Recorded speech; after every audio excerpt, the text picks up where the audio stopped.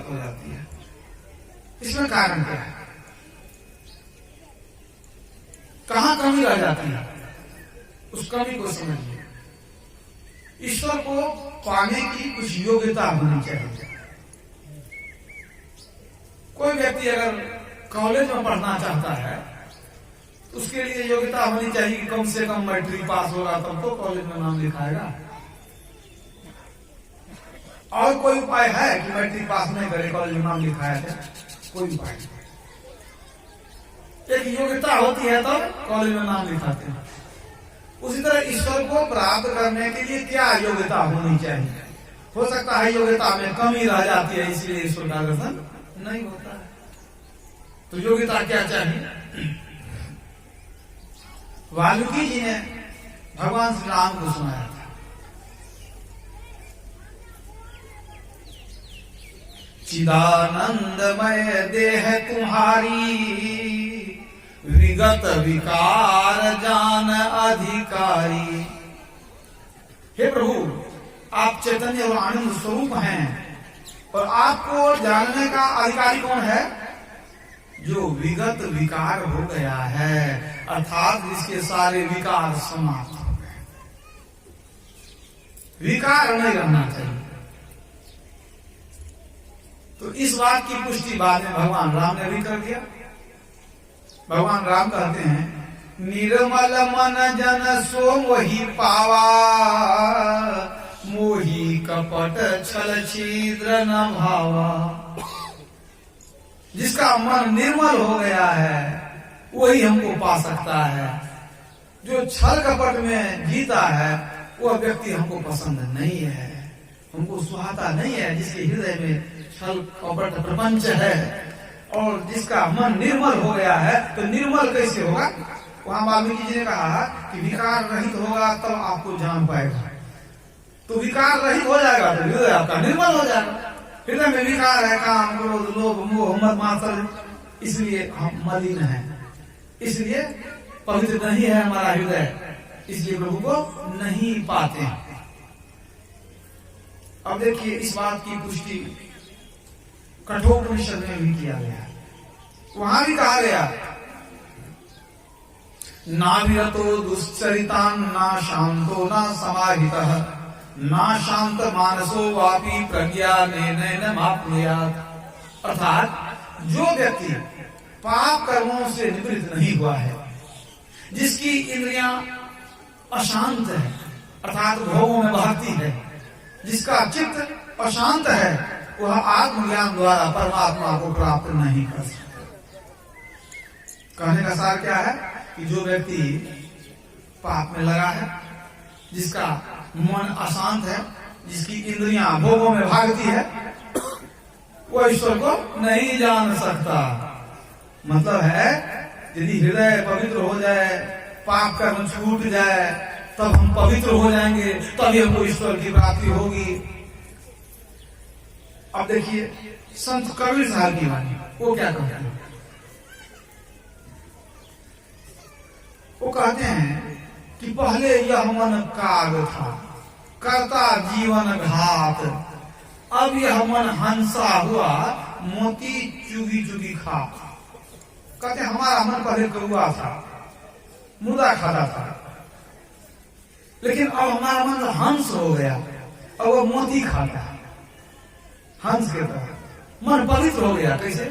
सत्संग से, जब से, ध्यान से, जैसे भी हुआ हो। अब हमारा मन कौआ नहीं रहा, हंस हो गया। तो लाभ क्या मिला कबीर साहब को? फिर कबीर साहब कहते हैं, कबीरा मन निर्मल भया, जैसे गंगा नीर, पीछे पीछे हरि फिरे, कहत कबीर कबीर। अब प्रभु हमको पुकारते हैं। पहले हम प्रभु को खोजते थे, मिलते नहीं थे, अब पीछे पीछे हरि फिरे, कहत कबीर कबीर। अब प्रभु हमको खोजते हैं। क्यों? उनको हमारे हृदय में रहना है ना। पवित्र जगह भी तो खोजते हैं, किसी का हृदय पवित्र मिल जाए तो हम उसमें निवास करें। तो कहने का अगर क्या हुआ, कबीर साहब ने दिखा दिया कि हमारा मन पवित्र हो गया, प्रभु मिल रहे हमको। तो प्रभु के मिलने में बाधा क्या है? हमारे मन की अपवित्रता, भक्ति तो सब कोई करते हैं, अनेक सब मत वाले कुछ न कुछ भक्ति करते हैं, लेकिन ईश्वर से दूर ही रह जाते हैं क्योंकि उनका मन पवित्र नहीं है। मन पवित्र होगा तो प्रभु को पाएंगे। अब मन को पवित्र कैसे करें?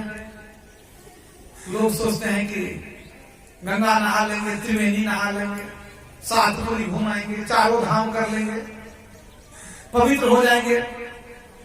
लेकिन ऐसा देखा नहीं गया है। कोई बड़ा पापी आदमी है, अगर तीर्थ घूमने चला जाए, सब जगह नहा के चले जाए तो सब पाप छोड़ के आता है? कहाँ देखते हैं इसमें?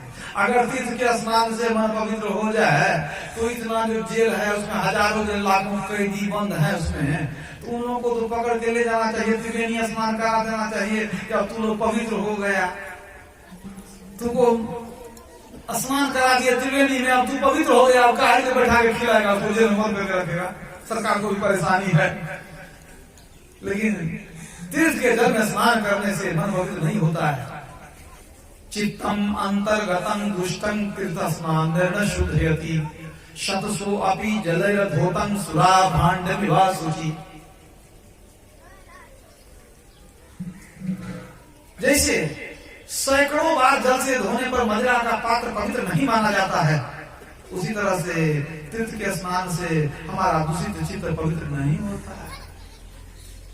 तुलसीदास जी कहते हैं इसी संबंध में, अंतर मलिन विषय रस अति, अंतर मलिन विषय रस अति तन पावन करिए पखारे, मरे न उरग अते अनेक जतन वाल्मीकि विविध विधि मारे। मरे न उरग, उरग कहते हैं सांप को। सांप नहीं मरता है, कैसे? सांप के पीछे आप भाग रहे हैं लाठी लेकर के, और वो अगर दिल में घुस जाए तो वाल्मीकि विविध विधि मारे। वाल्मीकि में मिट्टी, मिट्टी को आप लाठी से पीटते रहिए, भीतर में सांप मरेगा?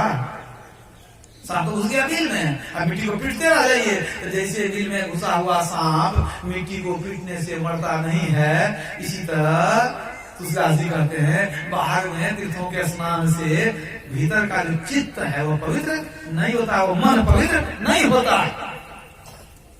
दिल में सांप है, बाहर पीटने से क्या होगा? अंदर में मन गंदा है, बाहर में साबुन लगाने से, गंगा जल देने से क्या होगा?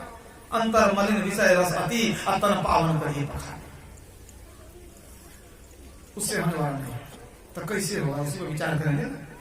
पलटू साहब कहते हैं कि हम तो सब जगह घूम के आ गए, लोग कहते थे कि 7 पूरी जाने से मन पवित्र हो जाता है, 4 धाम पूजा पाठ करने से पवित्र होता है, हम सब करके देख लिए लेकिन कुछ होता नहीं है। ये बाहरी पूजन सबसे मन पवित्र नहीं होता है। वो कहते हैं 7 पूरी हम देखिया, देखे 4 धाम, देखे 4 धाम सवन में पत्थर पानी, कर्मन के वश पड़ा मुक्ति की राह भुलानी। कर्मकांड में फंस गए, मुक्ति का रास्ता नहीं जाने, कर्मन के बस पड़ा मुक्ति की राह भुलानी। चलत चलत पग थके छीन भई अपनी काया। तीर्थ में घूमते घूमते बाबा धाम जाते हैं, देखते बीमार हो जाते हैं कितने, कितने को पानी जाता है, कितने हॉस्पिटलाइज हो जाते हैं, कितने के पांव फूल जाते हैं। चलत चलत पग थके छीन भई अपनी काया, काम क्रोध नहीं मिटा बैठ कर खूब नहाया। ऊपर डाला धोए मैल दिल बीच समानी, पत्थर में गया भूल संत का मरम न जानी। पलटू नाहक पची हुए संतन में है नाम, 7 पूरी हम देखिया देखे 4 धाम। 4 धाम तो घूम लिए, संत को भूल गए, पवित्र नहीं हो सकेंगे। बिना संत की कृपा के आप पवित्र हो ही नहीं सकते, कोई उपाय नहीं है।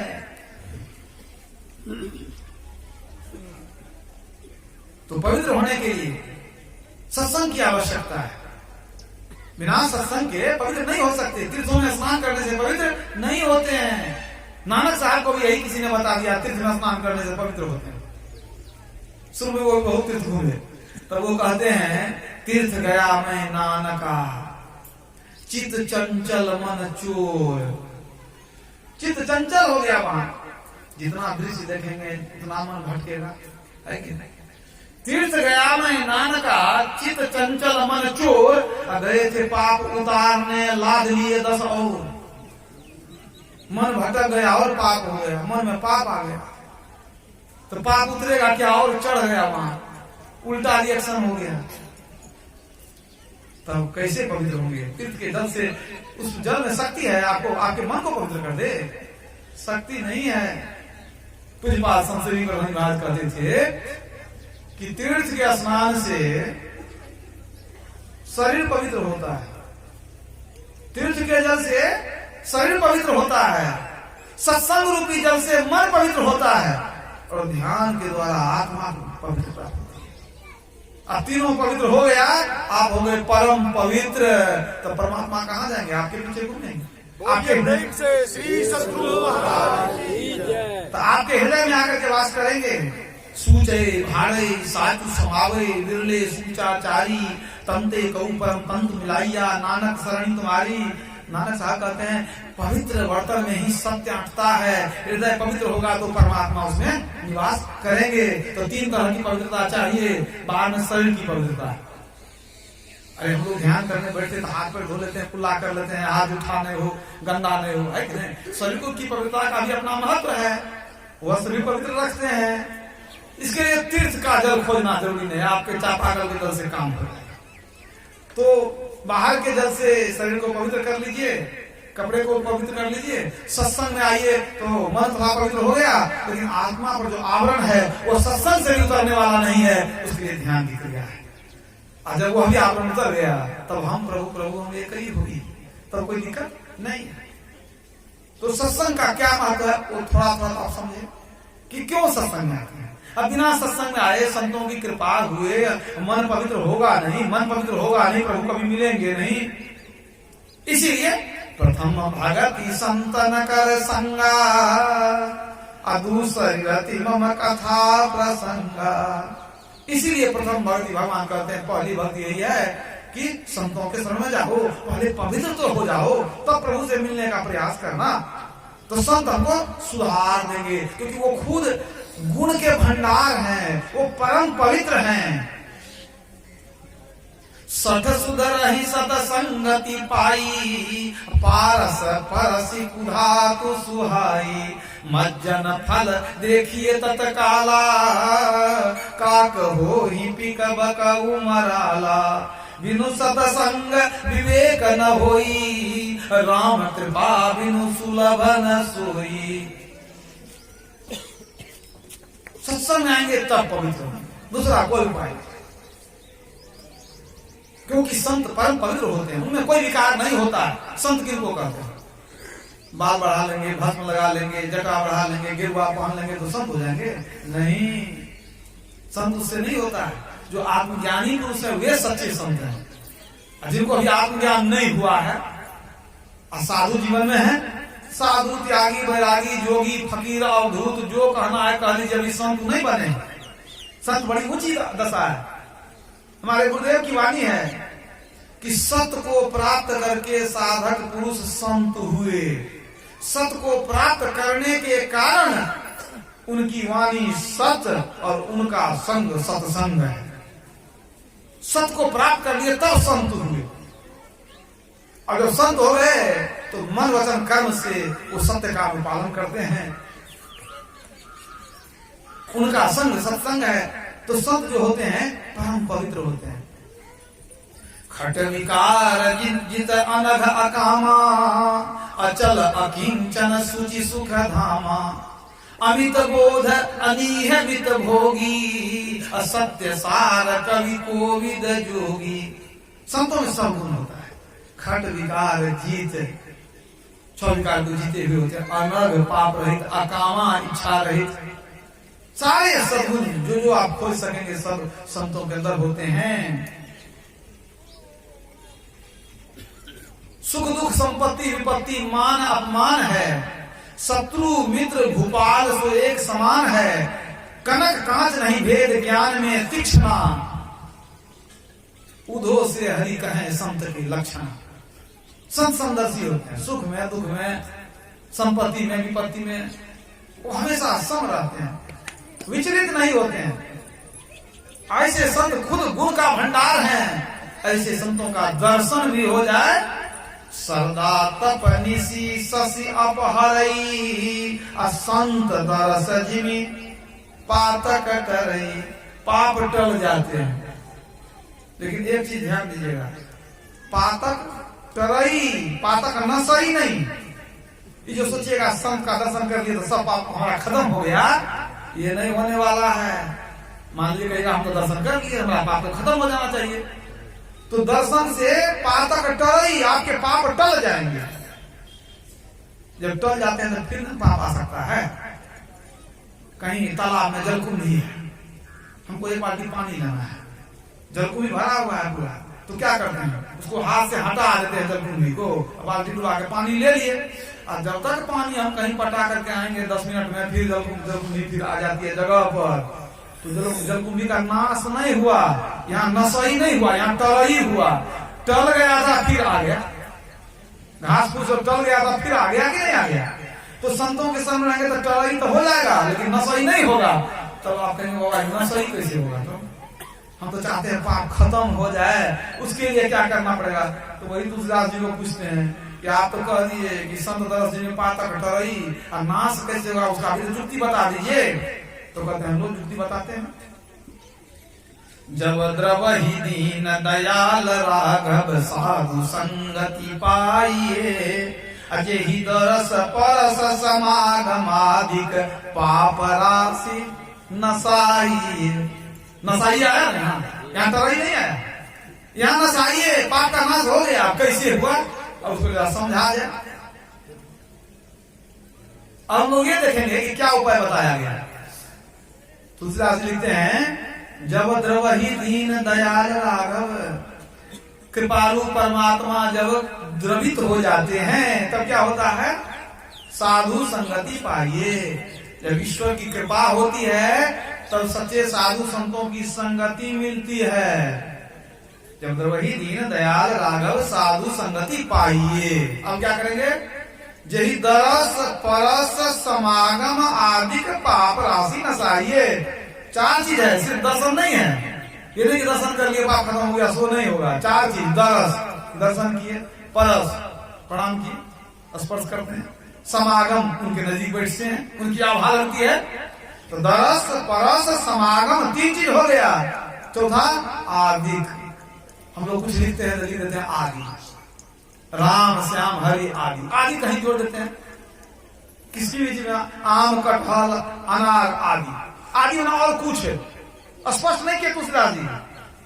कहते हैं साधु के पास जाओ, प्रणाम करो, संगति करो, बैठो, कुछ और बच गया आदि।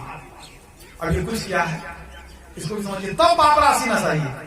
ये कुछ वो है जो वो बताते हैं, उसको जीवन में उतारना पड़ेगा।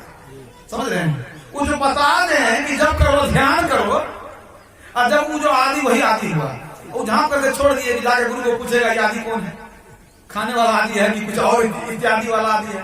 तो वही बात है, जब जाएंगे आप संत के पास, गुरु के पास, तो वो कुछ बताएंगे, ऐसे ऐसे करो, और जो करने के लिए युक्ति बता देंगे तो मुक्ति निश्चित है। तब पाप राशि नसाइए। तो क्या बताते हैं, जब ध्यान बताएंगे, विश्व उपकार हित व्यग्रचित सर्वदा, त्यक्त मदमण्डिकृत पुण्य राशि, यत्र तिष्ठन्ति तत्रैव अज सर्वहरि सहित गच्छन्ति क्षीराब्धिवासी। तुलसीदास जी लिखते हैं कि जो संत होते हैं ना, विश्व के उपकार के लिए उनका मन बड़ा व्यग्र रहता है, व्याकुल रहता है, सबका उपकार हो जाए। पर उपकार वचन मन काया, संत सहज स्वभाव खगराया। उनका स्वभाव है दूसरे को सुख पहुंचाना, जो उनको दुख देते हैं उनको भी वो सुख ही पहुंचाते हैं, उससे भी बदला नहीं लेते हैं कभी। एक संत हुए समर्थ रामदास महाराज, आप लोग नाम सुने, भिक्षाटन करके गुजारा करते थे। उस जमाने का यही सिस्टम था। एक दिन भिक्षाटन करते करते चले गए धनी सेठ के यहाँ। समर्थ रामदास जी ने आवाज दिया, भिक्षाम दे। एक बार 2 बार आवाज दिया। जो सेठानी थी, पति आए थे, उनको भोजन करा चुकी थी। भोजन करके पति उठ गए थे। अब वो क्या की थी, कपड़ा लेकर के पानी भिगा करके जमीन को पोंछ रही थी। जहां भोजन करते हैं जुटा आ जाता है, उसको फिर से लिपते हैं ना, तो कपड़ा से पोतना से लिप रही थी। इसी बीच में जो 2 से 3 बार कह दिए भिक्षाम देहि, इसका दिमाग पूरा गर्म हो गया, सेठानी बिगड़ गई। अंदर ही अंदर उसके मन में आया कि भिखारी जब तब पहुंच जाता है क्या इसके लिए खाना बना के रखते हैं। पूरा क्रोध आ गया, गुस्सा में तमतमाई हुई गई बात की कुछ कहेंगे। फिर वो कहते हैं भिक्षाम दे, कहता भिक्षा देगा, पोतना जो जूठा था दाल भात लगा हुआ लेकर के उनके मुंह पर मारे। वही पोतना जूठा, लो भिक्षा लो। लेकिन सच्चे संत के हृदय में क्रोध नहीं, मार करके चली आई गुस्सा में। अब वो क्या किए, सोचने लगे कि आज पोतना ही मिला है भिक्षा, इसी को ले जाकर उसी को उठा के लेकर चले गए नदी में जाकर के। अब तो पूरा दाल चावल जो भी जूठा था देह में लग गया ना पूरा। गए पहले अपना स्नान किए, सब कपड़ा बदले स्नान किए। अब जो कपड़ा जो मिला था पोतना वाला उसको रगड़ रगड़ करके कोई पानी नदी में धो लिए, अपना भी कपड़ा सुखाया। पोतना जो था कपड़ा उसको भी दिए सूखने के लिए। अब कुछ मतलब अपना भजन ध्यान किए, थोड़ा अपना प्रसाद पाए, बाद में फिर वहां से निकले, वो कपड़ा लेकर के चले। और जहां रहते थे वहां भगवान का मंदिर भी था, वहां दिया भी जलाते थे। शाम हो गई तो उसी कपड़ा को बत्ती बना करके दीपक में तेल दिए, बाती दिए, जला दिए, भगवान को आरती दिखा के रख दिए, हाथ जोड़ के बैठ गए। कहते हैं प्रभु आज का जो आज की आरती हुई है ना, ये वो माता जी की तरफ से है, कपड़ा उन्हीं का दिया हुआ है ना, तो ये सहयोग उन्हीं की तरफ से है। तो प्रभु इतनी कृपा कर दिया जाए कि जिस तरह उनके कपड़ा से आपके मंदिर में इतना प्रकाश फैल गया है, प्रभु इसी तरह से उनके हृदय को भी प्रकाशित कर दिया जाए। उनका हृदय बड़ा अंधकारमय है, उनका मन अभी बहुत अंधकारमय है। प्रभु उनके कपड़ा से आपके मंदिर में प्रकाश हो गया, कृपा करके उनके मन मंदिर को प्रज्वलित कर दीजिए, उज्जवल कर दीजिए। मन मंदिर उज्जवल करो कृपा करके आज। और संत की प्रार्थना परमात्मा ने सुने असंभव है, बहुत असंभव है। इधर ही प्रार्थना में बैठे हैं, अब वो भी सेठानी बैठी थी, अचानक ख्याल आ गया। ख्याल सारी बातें दिमाग में घूम गई कि घर का हमको टेंशन था, गुस्सा में हम पोतना जूठा दे दिए, संत के देह पर मार दिए। उसको पश्चाताप होने लगे कि बहुत भारी गलती कर गए, वो तुम्हारा कुछ बिगाड़े नहीं थे, नहीं देना था तो नहीं देते, कह देते कि कुछ नहीं देंगे चल जाइए, हमको नहीं देते वही ठीक था। ये तो बहुत बड़ी गलती हुई, बहुत बड़ा पाप हमसे हुआ। एक तो जूठा फेंक के दूसरा संत के सिर देह पर माथे पर, तो बहुत बड़ा पाप हमसे हो गया। बेचारी अपने एकांत में फूट के रोने लग गई, बड़ा भारी गलती हम कर चुके। अब इतना व्याकुल हो गया उसका मन पश्चाताप से कि वहां से वो निकल पड़ी, घर से वहां से निकल पड़ी, पता लगाने लगी महात्मा जी कहाँ रहते हैं। कोई कह दिया कि मंदिर में रहते हैं अमुक जगह में।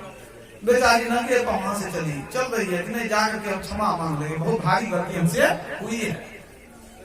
चलते चलते चलते देखिए कैसा तार लगा हुआ था, वहां पर वो प्रार्थना करते हैं, यहाँ पर हृदय में परमात्मा मतलब प्रकाश फैलाने लग गए, ज्ञान का दीपक जलने लग गया। वहां से चलते चलते मंदिर में चली गई। समर्थ रामदास जी बैठ करके प्रार्थना कर रहे हैं, वो चरण गिर करके रोने लगी, आंसुओं से उनके चरण को धो दी कि प्रभु बहुत भारी गलती हो गई, क्षमा कर दिया जाएगा। समर्थ रामदास जी ने उनको पकड़ा कर उठो उठो उठो, अरे तेरे आंसुओं से ही पता चलता है कि तेरा मन पवित्र हो चुका है, तुम हमसे क्या माफी मांगती हो। इस परमात्मा के सर में माथा टेको, वही तेरा कल्याण करेंगे। ऐसा हृदय परिवर्तन हुआ, ऐसा परिवर्तन हुआ कि आगे सब कुछ भूल करके वो अभी भक्ति बन गई। देखिए संत की कृपा क्या होती है। पलटू लिखा नसीब का, संत देत है फेर, सांच नहीं दिल आपना, तासे लागे देर। दिल सच्चा नहीं है, विश्वास नहीं है, इसलिए देर लगती है। पलटू तीर्थ को चला, बीच ही मिल गए संत, एक मुक्ति के खोजते मिल गई मुक्ति अनंत। अनंत मुक्ति का भंडार संत के शरण में है। संत मिलन को जाइए, तजी ममता अभिमान, ज्यों ज्यों पग आगे करे, कोटिन यज्ञ समान। करोड़ों यज्ञों का फल संत के पास जाने से मिलता है। कबीर साहब कहते हैं, सुख देवे दुख को हरे, करें पाप सब अंत, कह कबीर जब हुए मिले परम स्नेही संत। संत मिल जाएंगे, समझ लीजिए आपका कल्याण हो गया, दुखों का नाश होगा, सुख की प्राप्ति होगी, हर तरह से कल्याण। लक्ष्मीनाथ गोसाई ने कहा, राम विमल रस औषधि रहत संत के पास, लक्ष्मीपति अनुपान से करत व्याधि सब नाश। संत क्या नहीं कर सकते?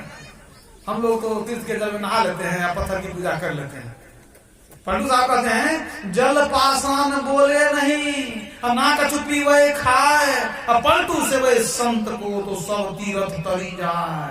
सारे तीर्थों का फल मिलने वाला है। पंडित साहब फिर कहते हैं सबसे बड़े हैं संत, दूसरा नाम है, तीजे 10 अवतार तिन्हें प्रणाम है। ब्रह्मा विष्णु महेश सकल अवतार है। अरे हाँ रे पलटू, सबके ऊपर संत मुकुट सरदार है। ब्रह्मा विष्णु महेश के सिर के मुकुट कौन है? संत है। संत से बड़े कोई नहीं है इस संसार में। सगुण रूप में संत और सदगुरु से बढ़कर के कोई नहीं है। इसलिए भगवान राम ने कहा ना, प्रथम भगति संतन कर संगा। फिर उनको लगा कि हम तो कह दिए, लोग मानेगा कि नहीं मानेगा कोई ठिकाना नहीं।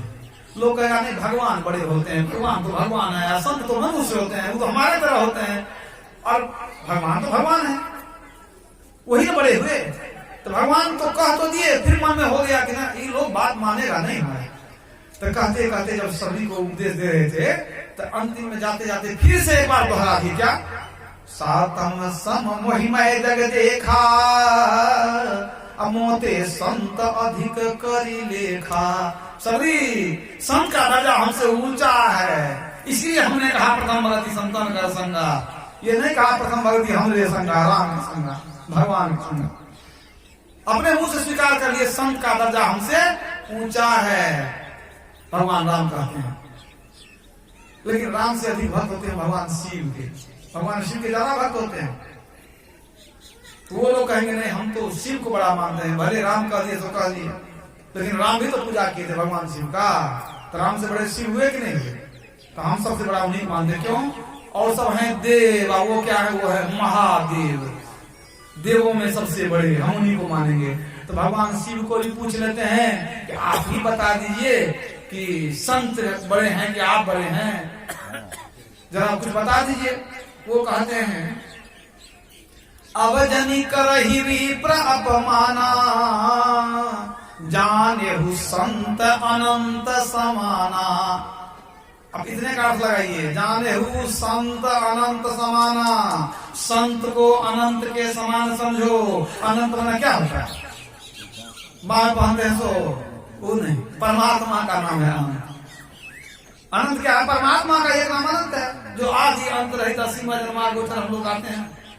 अनंत जिसका कोई अंत नहीं हो, परमात्मा का ही एक नाम अनंत है। तो जाने उस संत अनंत समाना। भगवान शिव कहते हैं कि संत क्या है? परमात्मा है। इसलिए संत के पास जाने से बढ़कर के लाभ नहीं है दूसरा। यहाँ तक कि शिवलिंग पूजन में भी वो लाभ नहीं है जितना लाभ की संतों के पास जाने से है। गिरिजा संत समागम समन लाभ कछु आन, बिनु हरि कृपा न हो सो गावही वेद पुराण। संत के संगति के समान दूसरा कोई लाभ है ही नहीं। और यदि संत का अपमान कर दिए तब क्या होगा? तो तब भगवान शिव क्या कहते हैं? कहते हैं संत अवज्ञा तुरत भवानी, कर कल्याण अखिल के हानि। हे भवानी, जो संत का अपमान करते हैं उनके जीवन में मंगल कभी नहीं होता है, उनके सारे कल्याण का नाश हो जाता है। भगवान शिव कहते हैं। अब समझ लीजिए भगवान शिव क्या कहते हैं। सबसे बड़ा लाभ है सत्संग में आने के लिए, मंदिर में जाने से सबसे बड़ा लाभ नहीं है। तो जितने भी भगवान है वो संत को बड़ा मानते ही हैं, और संतों के पास अलौकिक ज्ञान है। इसलिए संत शरण जो जन पड़ा, सो जन उधरण हार, उसी का उद्धार होगा। और संत की निंदा, नानका बहुरी बहुरी अवतार, संत की निंदा करेंगे 84 में घूमते रह जाएंगे। और संत के शरण में चले गए तो उद्धार निश्चित है। किसी जमाने में धरती पर बहुत बड़े सेठ थे, नाम था कारू सेठ। इतना धन था उनको, इतना धन था, तिजोरी में बंद करके रखते थे कि सैकड़ों ऊंट पर खजाने की चाबी लादते थे। समझ रहे हैं? सैकड़ों ऊंट पर खजाना नहीं लाते थे, खजाने की चाबी लादते थे। समझ लीजिए। घमंड जब हो जाता है तो घमंड होना ही है। मद तो बहुत भांति का आता ही न जाने कोई। धन आता है तो घमंड हो ही जाता है। घमंड उतना ही था, बहुत रईस आदमी थे। एक दिन एक संत थे, संत सोलोमन, उनकी मौज हो गई। चलते चलते उन्हीं के यहाँ चले आए, कारू सेठ के दरवाजे पर। और ऊपर महल में विराजमान थे वो द्वारपाल जो था, नौकर गया दौड़ गए कहने के लिए कि मालिक एक महात्मा जी आए हैं, संत सोलोमन। कारू सेठ नाम सुन रखा था, सोचा इतने बड़े संत हैं, आए हमारे यहाँ, बड़ी अच्छी बात है। वो भी देख लेंगे कि हमारा क्या रुतबा है, वो भी तो देखेंगे। अब उस संत से मिलने के लिए जाएंगे, कोई अतिथि आए हैं तो गृहपति मिलेंगे ना। वो जो जाना चाह रहे थे, तब मन में हो रहा था इतने बड़े संत आए, नाम बहुत सुने थे, दर्शन नहीं हुआ था, तो क्या पहन के जाएंगे, थोड़ा प्रभाव पड़े, हम कुछ हैं। अब वो देखने लगे अपना कपड़ा, कौन पहने, क्या पहने, नहीं पहने। अंत में बहुत बड़ा वो कोट निकाले अपना, जिसमें कि हीरा रत्न जुड़ा जड़ा हुआ था, ओवर कोट। वो कोट चढ़ाए और तब आए ऊपर से, आए अपना रुतबा दिखाने के लिए। आए तो महात्मा जी को बैठाए, कुछ बातचीत होने लगी। तो सोचते थे कि हमारा कोट देकर बड़ाई करेंगे, इनको बड़ाई करने सुनने की आदत थी ना। तो अब महात्मा जी को क्या जरूरत है, वो न कोट की तरफ देखते थे न कुछ बोलते थे। बहुत तरह की बात हो गई, इनके मन में प्रशंसा की भूख थी। तब कहते हैं अंतिम में क्या, बाबा ऐसा कोट किसी पास होगा? कह दिया मुंह से। संत सोलोमन कहते हैं कौन बड़ी बात है, हो सकता है। अब ये सुन करके इसका मन पूरा खराब हो गया। इसमें हीरा लगा हुआ है, मोती है, ये महात्मा वैसा है कि बुझता ही नहीं, लगता कभी देखा नहीं कुछ, क्या बुझेगा। कहता हो सकता है, ऐसा दूसरे को हो सकता है, किसकी औकात है कि ऐसा मान ले। में प्रभाव नहीं पड़ा। मन में हुआ था क्या कि संत प्रभावित हो जाएंगे ना, तो जहाँ संत 10 दुआरी होते हैं, जहाँ जाएंगे तो हमारी बड़ाई करेंगे, कि 10 जगह जाएंगे, हमारा नाम इज्जत बढ़ेगा, प्रभाव तो डालना जरूरी है। अब देखिए खाने पीने लिए क्या पूछेंगे, वो मन में आया कि प्रभाव नहीं पड़ा, इनको हम खजाना दिखाएंगे तब इनको असर होगा। इशारा कर दिया अपने मुंशी को, जो भी आदमी था उनका, कि जाओ खजाना सब खोल करके रखना, हम लेकर के आते हैं। कह दिया कहते महाराज जब आ ही गए, जरा हमारा महल घूम लीजिए ना, थोड़ा सा घूम लीजिए, चरण दे दीजिएगा तो हमारा दिल उठार हो जाएगा। मन में कुछ और है। इशारा कर दिया, लेकर एक तरफ से घुसे, बड़ा बड़ा संदूक सब खोल करके छोड़ दिया था। किसी में चांदी, किसी में सोना, किसी में हीरा, किसी में मोती, किसी में रुपया, सब भरा हुआ है। अब वो घूमते घामते उधर से घुमाते घुमाते लेकर के बाहर आए। अब मन में हुआ कि अब तो कुछ जरूर पड़ा होगा, अब कुछ मांगेंगे ही तो दे देंगे, हमको कोई कमी थोड़ी। तो घूम करके आ गए, फिर आ गए बाहर, फिर अपने बैठ गए। तो कहते महाराज कैसा लगा? कहा सब ठीक था। सब ठीक है, और कुछ विशेष नहीं कहे। तब कहते अच्छा महाराज ये बताइए, इतना धन किसी के पास होगा? नहीं बोले तो अपने मुंह से कहते हैं। तब कहते हैं कौन बड़ी बात है, दूसरे का भी हो सकता है नाम। आप जब ये सुना तो इसका मन पूरा खराब हो गया। ऐसा आदमी से पाला नहीं पड़ा, दूसरा को महल देख करके बड़ाई करता था, ये तो पूरा खजाना देख लिया, फिर भी करता है कि दूसरे का हो सकता है, कौन बड़ी बात है, दूसरे का हो सकता है। मन खराब हो गया सर। ऐसे महात्मा को खिलौना पिलाना बेकार है। जो कहते हैं कि बड़ाई भी नहीं किया, उसको कुछ देना लेना भी बेकार है। वो गुस्सा से मन खराब हो गया, उठ के चले गया अपना कक्ष में, चले गया। महात्मा जी तो कुछ लेने आए नहीं थे, कुछ मांगने तो आए नहीं थे, तो सुधारने आए थे। लेकिन ये तो दूसरे फेर में था, कुछ ज्ञान क्या लेगा। तो बाहर में ईंट पत्थर के फेर में पड़ गया, धन के फेर में पड़ गया। महात्मा जी वहां से निकल गए। चाह रही चिंता मिटी मनवा बेपरवाह, और जिनको कछु न चाहिए सोई सहनसा। उनको क्या चाहिए था, वो अपना रास्ते चले गए। वो तो चले गए, लेकिन संत का अपमान हो गया कि नहीं हुआ? अरे जाते समय आदर से हाथ उनके विदा तो करना चाहिए। नहीं खाना आपके पास नहीं है तो मत पूछिए, खाना आदर से विदा कर दीजिए। और नहीं तो पानी भोजन पूछना चाहिए, कुछ नहीं पूछा तो वही बात है। तो संत जो होते हैं वो तो मान लीजिए क्षमाशील होते हैं, वो किसी को साप नहीं देते हैं, दंड नहीं देते हैं, लेकिन परमात्मा भूलते नहीं है। संत का अपमान परमात्मा नहीं भूलते हैं। एक बार हर मंदिर जपत रहू शिव नाम, गुरु आये सु अभिमानते उठ नहीं किन्न प्रणाम। कागभुचुंडी जी पूर्व जन्म में शिव मंदिर में बैठ करके शिव नाम का जप कर रहे थे और उनके गुरु महाराज आए, उस संत से आए, उठ करके प्रणाम नहीं किए तो गुरु महाराज को दुख नहीं हुआ। सोचे कि अबोध है, नहीं जानता है कि गुरु को प्रणाम करना चाहिए, संत को प्रणाम करना चाहिए, नहीं पूछता है, तू तो साप नहीं दिए, लेकिन हुआ क्या? अति अघ गुरु अपमानता सही नहीं सके महेश। भगवान शिव को बर्दाश्त नहीं हुआ। शिव मंदिर में शिव नाम जपता था, लेकिन फिर भी भगवान शिव ने साप दिया। अरे अभागा, तेरे गुरु महाराज आए, संत आए, अब तू उठ के प्रणाम नहीं किया, अजगर सांप के तरफ पड़ा रह गया। जाओ तू अजगर ही बन जाओ, हजारों वर्ष के लिए तू अजगर बन जाओ। भगवान को बर्दाश्त नहीं होता है संत और गुरु का अपमान। वही हो गया, संत अवज्ञा तुरंत भवानी कर कल्याण आखिर कहे हानि। इधर चले गए, अब इसका बुरा दिन शुरू हो गया। अब एक आदमी से कारू सेठ को कुछ झंझट था, कुछ मनमुटाव था। वो क्या किया, दुश्मनी से चला गया ईरान के शाह के पास। उसके पास आके रहने लगा। आदमी था प्रतिभावान, वहां रह गया तो उसका भी स्थान बन गया, वहां रहने लग गया ईरान के शाह के पास। बातचीत में एक दिन ईरान के शाह से कुछ ऐसे बातचीत हो रही थी धन संपत्ति के संबंध में। तो वो आदमी कहता है, क्या महाराज आप तो बहुत मतलब प्रभुत्वशाली हैं, धन भी बहुत है, सब कुछ है आपके पास, लेकिन एक सेठ के पास जो धन है वो आपके पास, एक साधारण सेठ के पास जो धन है, आप राजा आप हैं, लेकिन आपके पास वो संपत्ति नहीं है। का सो कौन सेठ है? का कारू सेठ है, उसके पास जो धन है आपके पास नहीं है। का ऐसी बात है तो हम उसको हासिल करेंगे, जब नहीं है तो हासिल करेंगे। हमको तो चक्रवर्ती सम्राट बनना है। ईरान के शाह ने सेनापति को आदेश दिया कि भाई तू फौज को तैयार करो, कारू से को जीत करके सारा संपत्ति वहां उठा के लाएंगे। बुरा दिन शुरू हो गया।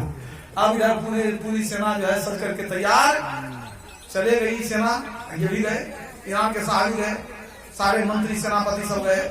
युद्ध होना शुरू हुआ तो कारू सेठ के पास तो वैसी फौज थी नहीं कि उसमें टिक सके। ऐसा हुआ कि परास्त हो गया। जब परास्त हो गया तो कारू सेठ के सामने में सारा खजाना उठा करके, सारा बक्सा संदूक उठा करके ले गया और लेकर के ईरान के शाह के शिविर में उसको जमा करना शुरू किया। अंत में शाह ने दिया आदेश मंत्री को कि खोज करके निकालो कारू सेठ था, उसको पकड़ के लाओ। खोजते खाते वो छिप गया था, उसको पकड़ के निकाला तो सोचा कहीं भाग जाएगा।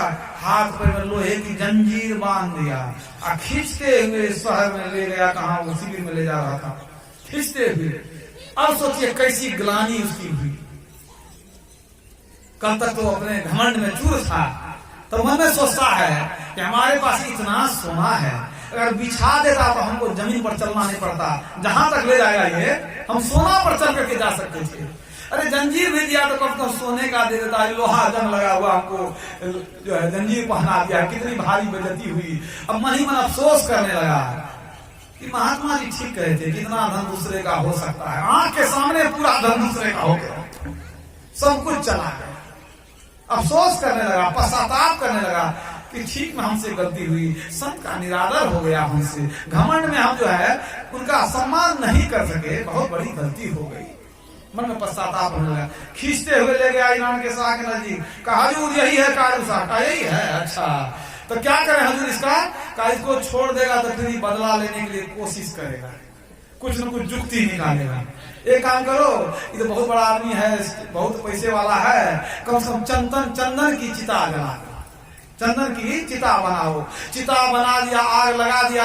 कहा अब इसको जीते जी उठा करके उसमें डाल देना है। जैसे ही सुना तब तो थरथरी कपनी, पसीना पसीना हो गया बेचारा कि जीते जी आग उठा करके आग में देने वाला है। जब आग जल गई तो एक उधर से सिपाही आया मोटा तगड़ा, इसको उठा लिया। ये तो छोटा मोटा आदमी था, शरीर से उठा लिया। अब फेंकेगा आग में कि तब फेंकेगा। अचानक ये पश्चाताप से इसके मुंह से निकल गया, हे सोलोमन। संत सोलोमन को याद किया, चिल्लाया जोर से, हे सोलोमन बचा। मन में विचार जैसे आया तो मुंह से आवाज निकल गई, जैसे कहता हे सोलोमन। ईरान के शाह ने रोक दिया उस सिपाही को, कहा रुक जाओ, रुक गया, नहीं फेंका आदमी। कहता है तू क्या बोला? कहा हमने कहा हे सोलोमन, हम संत सोलोमन को पुकार रहे थे। कहा तू उनको जानता है? कहा हम जानते हैं। कहा कैसे जानता है? कहा वो हमारे यहाँ आए हुए हैं, हम उनको जानते हैं। अब तो ईरान के शाह का मन बदल गया कि इसको हम आग में झोंक रहे हैं। मरने के समय ये एक संत का नाम लिया है, उस संत की इज्जत हम भी बहुत करते हैं, उन्हीं का नाम लिया है। कहा आज से इसको इज्जत के साथ अभी बरी कर दो, सारा संपत्ति इसको लौटा दो, सारी संपत्ति लौटा दो। मरते समय इसने एक महान संत का नाम लिया है, इसकी हत्या हम नहीं कर सकते, इसके हृदय में संत बसते हैं। इज्जत के साथ उसको छोड़ दिया गया, सारी संपत्ति, सारा खजाना उसको लौटा दिया। ऐसा मन बदला उसका संत का नाम सुनकर। और वो फौज लेकर के वापस हो गया, इसको सारा खजाना मिल गया। अब जो है, अब मन में सोचने लग गया कि जिस संत का हम इतना अपमान किए कि न खाने पूछे, न पानी पूछे, न हम उनको विदा किए, हमसे इतना अपमान हुआ, सिर्फ उनका नाम लेने से हम मौत के मुंह से निकल गए। कितनी बड़ी कृपा हुई। ऐसा मन बदला, सारी संपत्ति को गरीबों में बांट करके कारू से क्या किया, घर से निकल गया संत सोलोमन की खोज में कि यह जीवन अब उन्हीं की सेवा हम बिता करके प्रायश्चित करेंगे। चले गए उनकी सेवा में, अपने जीवन को उन्होंने अर्पित कर दिया। संत शरण जो पड़ा, ताही का लगा ठिकाना, और नहीं कहीं कुशल सकल बैराट करवाना। एक संत की सेवा हो गई, एक संत की भक्ति हो गई, तो दूसरे की करने की आवश्यकता आपको नहीं है। वे आपको कहां तक ले जाएंगे? संत संग अपवर्ग कर, कामी भव कर पंथ, कहीं संत कवि कोविद, श्रुति पुराण सद ग्रंथ। वे संत आपको मुक्ति में लेके चले जाएंगे। जब वे खुद मुक्ति में ले जाने में सक्षम है, तो दूसरे के पीछे भागने से क्या फायदा है आपको? इसलिए पट्टू साहब कहते हैं कि भक्ति करनी है संत की करो, सेवा करनी है संत की करो, इधर उधर मत भटको। तो कहते हैं संत चरण को छोड़ के पूजत भूत बैताल, पूजत भूत बैताल मुए पर भूते होई, जेकर जहवा जीव अंत को होई है सोई। देव पितर सब झूठ सकल यह मन की भरवना, यही भरम में पड़ा लगा है जीवन मरना। देवी देवा से ही परम पद किन्हू न पावा, भैरो दुर्गा शिव बांध के नरक पठावा। देवता भी स्वर्ग नरक में घूमते हैं। भैरो दुर्गा शिव बांध के नरक पठावा, पलटू अंत घसीटी हैं, और चोटी धरि धरि काल। और संत चरण को छोड़ के पूजत भूत बैताल, संत को छोड़ के भूत बैताल की पूजा करेंगे, अंतिम में काल पकड़ेगा और चोटी पकड़ करके धरती में रगड़ेगा। तब क्या होगा? जमदूत आके ले जाएगा, तुझे नरक बीच डुबाएगा, ब्रह्मानंद फिर पछताएगा।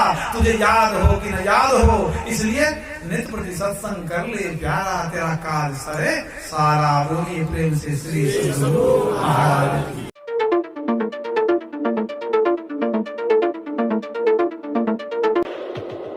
Subscribe now and press the bell icon.